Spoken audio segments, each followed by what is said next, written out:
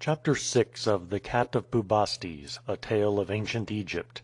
This recording is in the public domain. The Cat of Bubastes, by G. A. Henty.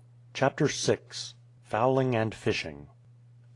The tents, which were made of light cloth intended to keep off the night dews rather than to afford warmth, were soon pitched. Fires were lighted with fuel that had been brought with them in order to save time in searching for it, and Rabah went off to search for fish and fowl.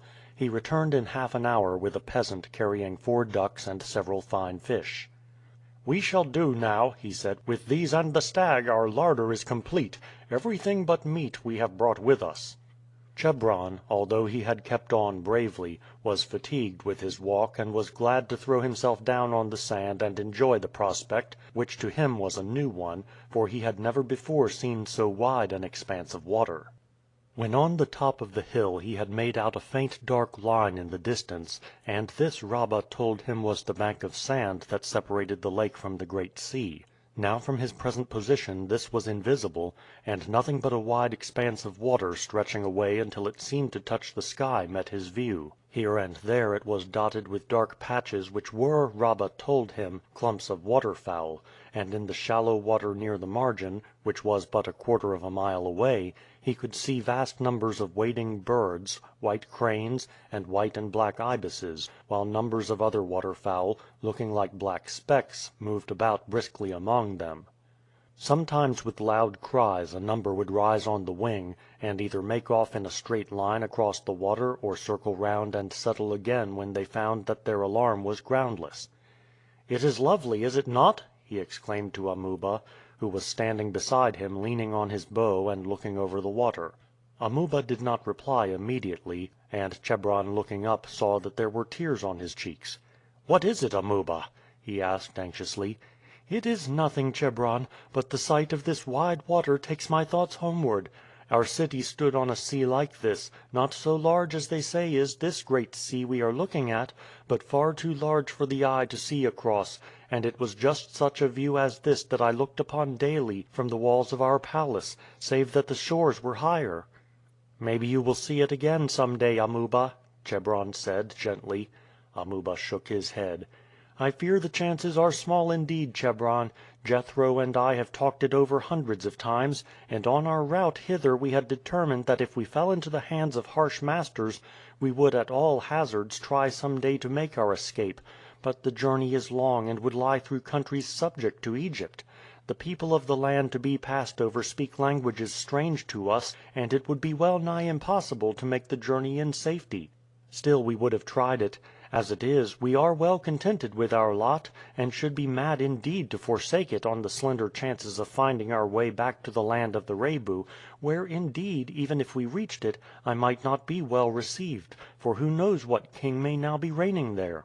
"And if you could get away and were sure of arriving there safely, would you exchange all the comforts of a civilized country like Egypt for a life such as you have described to me among your own people?"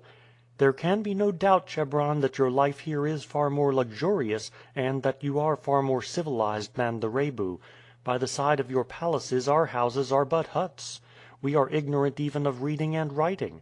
A pile of rushes for our beds and a rough table and stools constitute our furniture, but perhaps after all one is not really happier for all the things you have. You may have more enjoyments, but you have greater cares.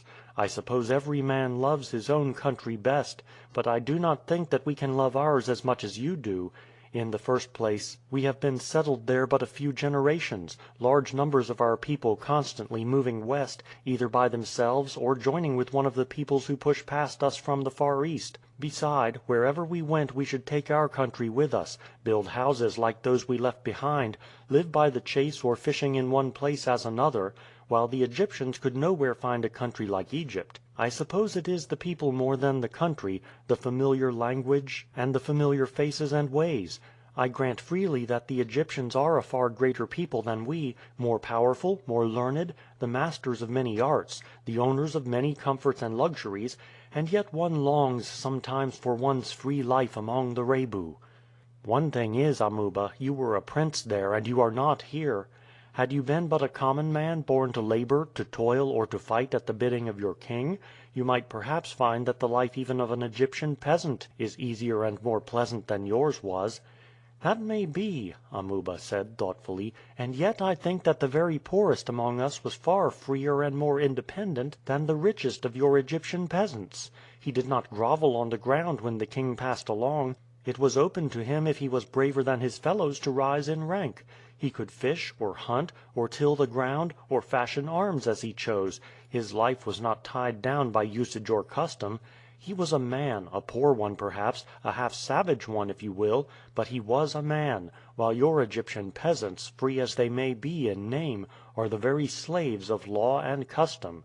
But I see that the meal is ready, and I have a grand appetite." "So have I, Amuba. It is almost worth while walking a long way for the sake of the appetite one gets at the end." The meal was an excellent one. One of the slaves who had been brought was an adept at cooking, and fish, birds, and venison were alike excellent, and for once the vegetables that formed so large a portion of the ordinary Egyptian repast were neglected. "What are we going to do tomorrow, Rabah?" Chebron asked after the meal was concluded. "I have arranged for tomorrow, if such is your pleasure, my lord, that you shall go fowling. A boat will take you along the lake to a point about 3 miles off where the best sport is to be had. Then when the day is over it will carry you on another 8 miles to the place I spoke to you of where good sport was to be obtained. I shall meet you on your landing there, and will have everything in readiness for you." "That will do well," Chebron said. "Amuba and Jethro, you will of course come with me." As soon as it was daylight Rabah led Chebron down to the lake, and the lad with Amuba and Jethro entered the boat, which was constructed of rushes covered with pitch and drew only 2 or 3 inches of water. 2 men with long poles were already in the boat. They were fowlers by profession, and skilled in all the various devices by which the waterfowl were captured. They had, during the night, been preparing the boat for the expedition by fastening rushes all round it. The lower ends of these dipped into the water, the upper ends were 6 feet above it, and the rushes were so thickly placed together as to form an impenetrable screen. The boat was square at the stern, and here only was there an opening a few inches wide in the rushes to enable the boatman standing there to propel the boat with his pole. One of the men took his station here, the other at the bow, where he peered through a little opening between the rushes and directed his comrade in the stern as to the course he should take. In the bottom of the boat lay 2 cats who, knowing that their part was presently to come, watched all that was being done with an air of intelligent interest. A basket well stored with provisions and a jar of wine were placed on board, and the boat then pushed noiselessly off. Parting the reeds with their fingers and peeping out, the boys saw that the boat was not making out into the deeper part of the lake, but was skirting the edge, keeping only a few yards out from the band of rushes at its margin. "Do you keep this distance all the way?" Chebron asked the man with the pole. The man nodded. "As long as we are close to the rushes the waterfowl do not notice our approach, while were we to push out into the middle they might take the alarm, although we often do capture them in that way; but in that case we get to windward of the flock we want to reach, and then drift down slowly upon them. But we shall get more sport now by keeping close in. The birds are numerous, and you will soon be at work." In 5 minutes the man at the bow motioned his passengers that they were approaching a flock of waterfowl. Each of them took up his bow and arrows and stood in readiness, while the man in the stern used his pole even more quickly and silently than before. Presently at a signal from his comrades he ceased poling. All round the boat there were slight sounds, low contented quackings and flutterings of wings, as the birds raised themselves and shook the water from their backs. Parting the rushes in front of them, the 2 lads and Jethro peeped through them. They were right in the middle of a flock of wild fowl who were feeding without a thought of danger from the clump of rushes in their midst. The arrows were already in their notches, the rushes were parted a little further, and the 3 shafts were loosed. The twangs of the bows startled the ducks, and stopping feeding they gazed at the rushes with heads on one side. 3 more arrows glanced out, but this time one of the birds aimed at was wounded only, and uttering a cry of pain and terror it flapped along the surface of the water. Instantly, with wild cries of alarm, the whole flock arose, but before they had fairly settled in their flight, 2 more fell pierced with arrows. The cats had been standing on the alert, and as the cry of alarm was given leaped overboard from the stern, and proceeded to pick up the dead ducks, among which were included that which had at first flown away, for it had dropped in the water about 50 yards from the boat.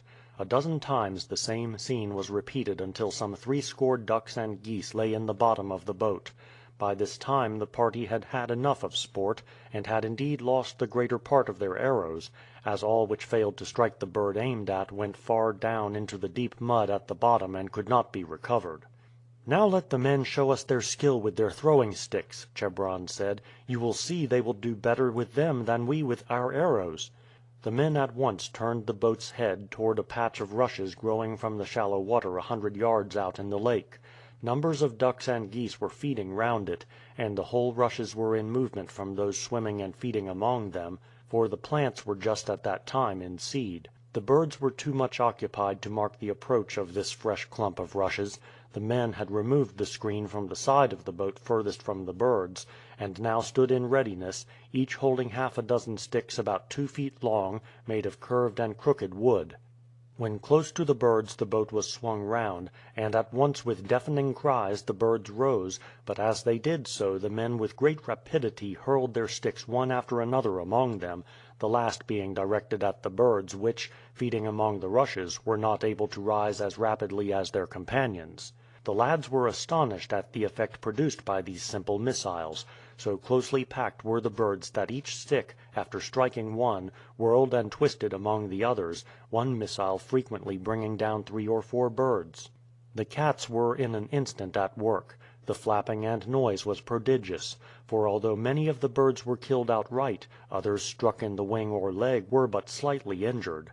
Some made off along the surface of the water, others succeeded in getting up and flying away, but the greater part were either killed by the cats or knocked on the head by the poles of the 2 fowlers. Altogether 27 birds were added to the store in the boat.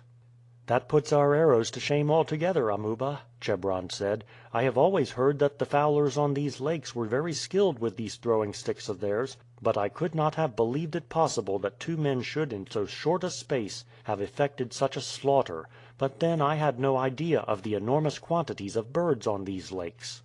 Jethro was examining the sticks which, as well as the ducks, had been retrieved by the cats. "They are curious things," he said to Amuba. "I was thinking before the men used them that straight sticks would be much better, and was wondering why they chose curved wood; but I have no doubt now the shape has something to do with it. You see, as the men threw they gave them a strong spinning motion. That seems the secret of their action. It was wonderful to see how they whirled about among the fowl, striking one on the head, another on the leg, another on the wing, until they happened to hit one plump on the body. That seemed to stop them. I am sure one of those sticks that I kept my eyes fixed on must have knocked down 6 birds. I will practice with these things, and if I ever get back home I will teach their use to our people. There are almost as many waterfowl on our sea as there are here. I have seen it almost black with them down at the southern end, where it is bordered by swamps and reed-covered marshes." "How do they catch them there, Jethro?" Chebron asked. "They net them in decoys, and sometimes wade out among them with their heads hidden among floating boughs, and so get near enough to seize them by the legs and pull them under water. In that way a man will catch a score of them before their comrades are any the wiser." "We catch them the same way here," one of the fowlers who had been listening remarked. "We weave little bowers just large enough for our heads and shoulders to go into, and leave 3 or 4 of them floating about for some days near the spot where we mean to work. The wild fowl get accustomed to them, and after that we can easily go among them and capture numbers." "I should think fowling must be a good trade," Chebron said. "It is good enough at times," the man replied, "but the ducks are not here all the year. The long-legged birds are always to be found here in numbers, but the ducks are uncertain, so are the geese. At certain times in the year they leave us altogether. Some say they go across the Great Sea to the north, others that they go far south into Nubia. Then even when they are here they are uncertain. Sometimes they are thick here, then again there is scarce one to be seen, and we hear they are swarming on the lakes further to the west. Of course the wading birds are of no use for food, so you see when the ducks and geese are scarce we have a hard time of it. Then again, even when we have got a boatload we have a long way to take it to market, and when the weather is hot all may get spoiled before we can sell them, and the price is so low in these parts when the flocks are here that it is hard to lay by enough money to keep us and our families during the slack time. If the great cities Thebes and Memphis lay near to us it would be different. They could consume all we could catch, and we should get better prices. But unless under very favourable circumstances there is no hope of the fowl keeping good during the long passage up the river to Thebes. In fact, were it not for our decoys we should starve. In these, of course, we take them alive and send them in baskets to Thebes, and in that way get a fair price for them." "What sort of decoys do you use?" Jethro asked. "Many kinds," the man replied. "Sometimes we arch over the rushes, tie them together at the top so as to form long passages over little channels among the rushes. Then we strew corn over the water, and place near the entrance ducks which are trained to swim about outside until a flock comes near. Then they enter the passage feeding, and the others follow. There is a sort of door which they can push aside easily as they pass up, but cannot open on their return." "That is the sort of decoy they use in our country," Jethro said. "Another way," the fowler went on, "is to choose a spot where the rushes form a thick screen 20 yards deep along the bank. Then a light net 200 or 300 feet long is pegged down on to the shore behind them, and thrown over the tops of the rushes, reaching to within a foot or two of the water. Here it is rolled up so that when it is shaken out it will go down into the water. Then 2 men stand among the rushes at the end of the net, while another goes out far on to the lake in a boat. When he sees a flock of ducks swimming near the shore he pulls the boat toward them, not so rapidly as to frighten them into taking flight, but enough so to attract their attention and cause uneasiness. He goes backward and forward, gradually approaching the shore, and of course managing so as to drive them toward the point where the net is. When they are opposite this he closes in faster, and the ducks all swim in among the rushes. Directly they are in, the men at the ends of the net shake down the rolled up part, and then the whole flock are prisoners. After that the fowlers have only to enter the rushes, and take them as they try to fly upward and are stopped by the net. With luck 2 or 3 catches can be made in a day, and 1,000 ducks and sometimes double that number can be captured. Then they are put into flat baskets just high enough for them to stand in with their heads out through the openings at the top, and so put on board the boat and taken up the Nile." "Yes, I have often seen the baskets taken out of the boats," Chebron said, "and thought how cruel it was to pack them so closely. But how do they feed them, for they must often be a fortnight on the way?" "The trader who has bought them of us and other fowlers waits until he has got enough together to freight a large craft, for it would not pay to work upon a small scale, accompanies them up the river, and feeds them regularly with little balls made of moistened flour, just in the same way that they do at the establishments in Upper Egypt, where they raise fowl and stuff them for the markets. If the boat is a large one, and is taking up 40 or 50,000 fowl, of course he takes 2 or 3 boys to help him, for it is no light matter to feed such a number, and each must have a little water as well as the meal. It seems strange to us here, where fowl are so abundant, that people should raise and feed them just as if they were bullocks, but I suppose it is true." "It is quite true," Chebron replied. "Amuba and I went to one of the great breeding farms 2 or 3 months ago. There are 2 sorts, one where they hatch, the other where they fat them. The one we went to embraced both branches, but this is unusual. From the hatching places collectors go round to all the people who keep fowls for miles round and bring in eggs, and besides these they buy them from others at a greater distance. The eggs are placed on sand laid on the floor of a low chamber, and this is heated by means of flues from a fire underneath. It requires great care to keep the temperature exactly right, but of course men who pass their lives at this work can regulate it exactly, and know by the feel just what is the heat at which the eggs should be kept. There are 8 or 10 such chambers in the place we visited, so that every 2 or 3 days one or other of them hatches out and is ready for fresh eggs to be put down. The people who send the eggs come in at the proper time and receive each a number of chickens in proportion to the eggs they have sent, 1 chicken being given for each 2 eggs. Some hatchers give more, some less. What remain over are payment for their work, so you see they have to be very careful about the hatching. If they can hatch 90 chickens out of every 100 eggs it pays them very well, but if, owing to the heat being too great or too little, only 20 or 30 out of every 100 are raised, they have to make good the loss. Of course they always put in a great many of the eggs they have themselves bought. They are thus able to give the right number to their customers even if the eggs have not turned out well. Those that remain after the proper number has been given to the farmers the breeders sell to them or to others, it being no part of their business to bring up the chickens. The fattening business is quite different. At these places there are long rows of little boxes piled up on each other into a wall 5 feet high. The door of each of these boxes has a hole in it through which the fowl can put its head, with a little sort of shutter that closes down on it. A fowl is placed in each bow. Then the attendants go around 2 together, one carries a basket filled with little balls of meal, the other lifts the shutter, and as the fowl puts its head out catches it by the neck, makes it open its beak, and with his other hand pushes the ball of meal down its throat. They are so skillful that the operation takes scarce a moment. Then they go on to the next, and so on down the long rows until they have fed the last of those under their charge. Then they begin again afresh. "Why do they keep them in the dark?" the fowler asked. They told us that they did it because in the dark they were not restless, and slept all the time between their meals. Then each time the flap is lifted they think it is daylight, and pop out their heads at once to see. In about 10 days they get quite fat and plump, and are ready for market. "It seems a wonderful deal of trouble," the fowler said, "but I suppose as they have a fine market close at hand, and can get good prices, it pays them. It seems more reasonable to me than the hatching business. Why they should not let the fowls hatch their own eggs is more than I can imagine."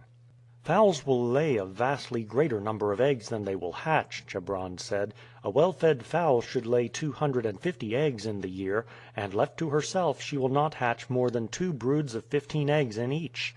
Thus you see, as it pays the peasants much better to rear fowls than to sell eggs, it is to their profit to send their eggs to the hatching places, and so get 125 chickens a year instead of 30. "I suppose it does," the fowler agreed. "But here we are, my lord, at the end of our journey. There is the point where we are to land, and your servant who hired us is standing there in readiness for you. I hope that you are satisfied with your day's sport." Chebron said that they had been greatly pleased, and in a few minutes the boat reached the landing place, where Rabah was awaiting them. One of the fowlers, carrying a dozen of the finest fowl they had killed, accompanied them to the spot Rabah had chosen for the encampment. Like the last, it stood at the foot of the sandhills, a few hundred yards from the lake. "Is the place where we are going to hunt near here?" was Chebron's first question. "No, my lord, it is 2 miles away. But in accordance with your order last night I have arranged for you to fish tomorrow. In the afternoon I will move the tents a mile nearer to the country where you will hunt, but it is best not to go too close, for near the edge of these great swamps the air is unhealthy to those who are not accustomed to it." "I long to get at the hunting," Chebron said, "but it is better, as you say, to have the day's fishing first, for the work would seem tame after the excitement of hunting the river horse. We shall be glad of our dinner as soon as we can get it, for although we have done justice to the food you put on board, we are quite ready again. 12 hours of this fresh air from the sea gives one the appetite of a hyena." "Everything is already in readiness, my lord. I thought it better not to wait for the game you brought home, which will do well tomorrow, and so purchased fish and fowl from the peasants. As we have seen your boat for the last 2 or 3 hours, we were able to calculate the time of your arrival, and thus have everything in readiness." The dinner was similar to that on the previous day, except that a hare took the place of the venison, a change for the better, as the hare was a delicacy much appreciated by the Egyptians. The following day was spent in fishing. For this purpose a long net was used, and the method was precisely similar to that in use in modern times. One end of the net was fastened to the shore, the net itself being coiled up in the boat. This was rowed out into the lake, the fishermen paying out the net as it went. A circuit was then made back to the shore, where the men seized the 2 ends of the net and hauled it to land, capturing the fish enclosed within its sweep. After seeing 2 or 3 hauls made, the lads went with Jethro on board the boat. They were provided by the fishermen with long 2-pronged spears. The boat was then quietly rowed along the edge of the rushes, where the water was deeper than usual. It was, however, so clear that they could see to the bottom, and with their spears they struck at the fish swimming there. At first they were uniformly unsuccessful, as they were ignorant that allowance must be made for diffraction, and were puzzled at finding that their spears, instead of going straight down at the fish they struck at, seemed to bend off at an angle at the water's edge.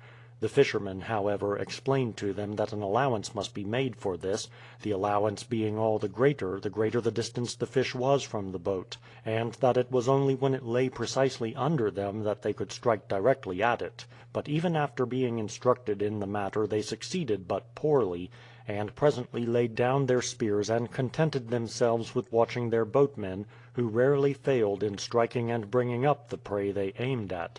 Presently their attention was attracted to 4 boats, each containing from 6 to 8 men. 2 had come from either direction, and when they neared each other volleys of abuse were exchanged between their occupants. "What is all this about?" Chebron asked as the 2 fishermen laid by their spears, and with faces full of excitement turned round to watch the boats.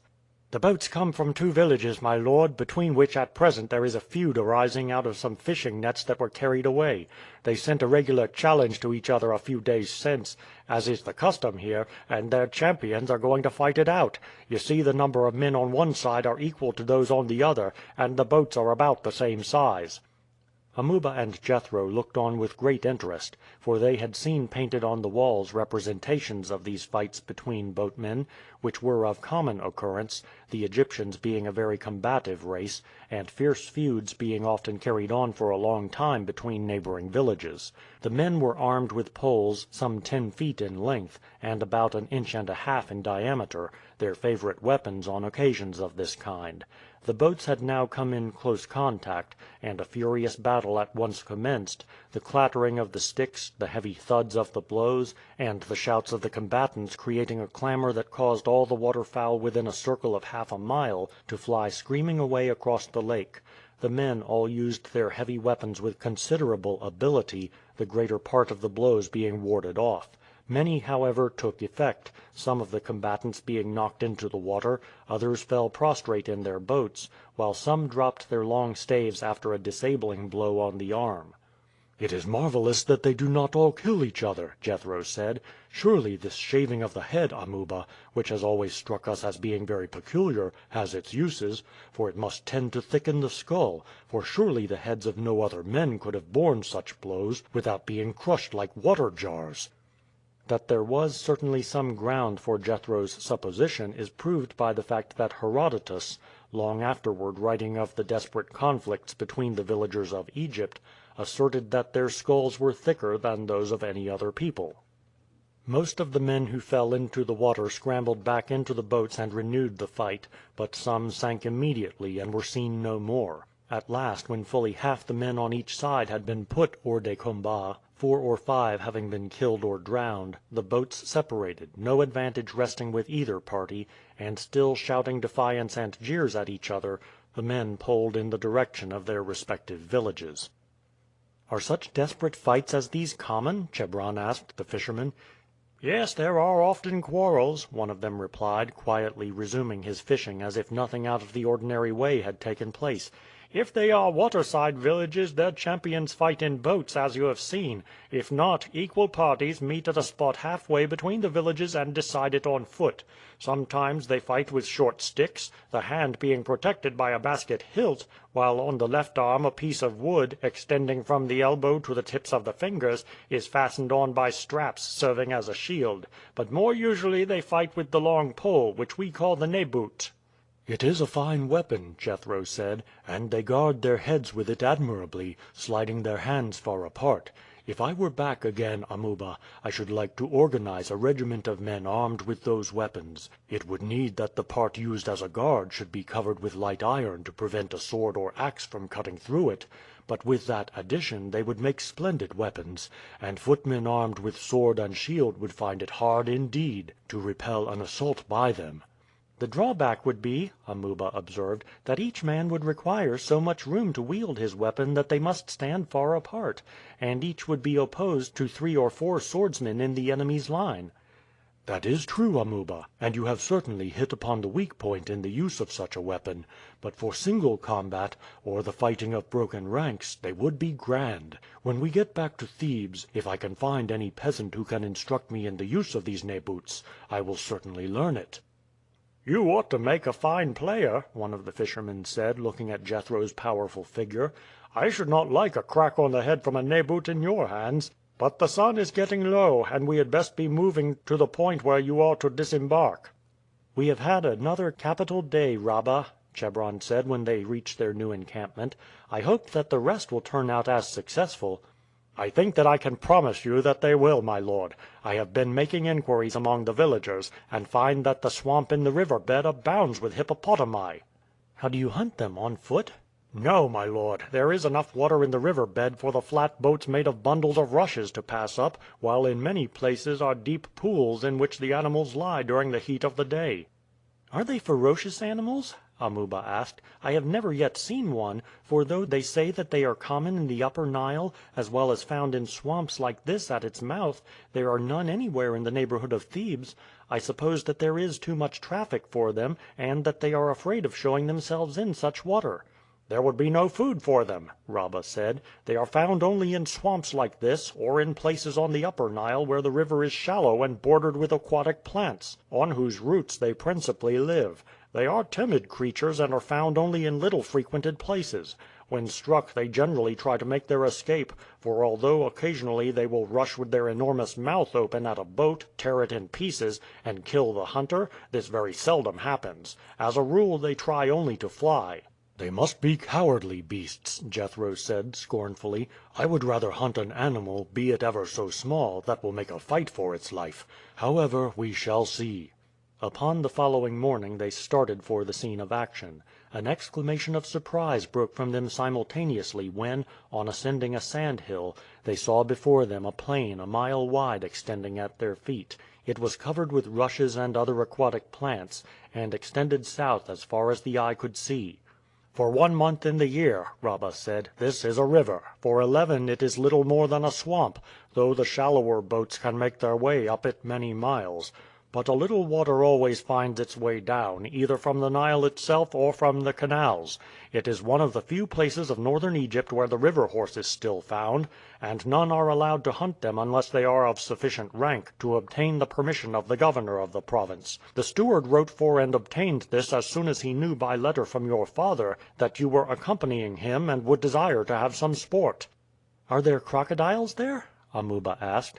"Many," Rabah replied, "although few are now found in the lakes. The people here are not like those of the Theban zone, who hold them in high respect. Here they regard them as dangerous enemies, and kill them without mercy." Chapter 7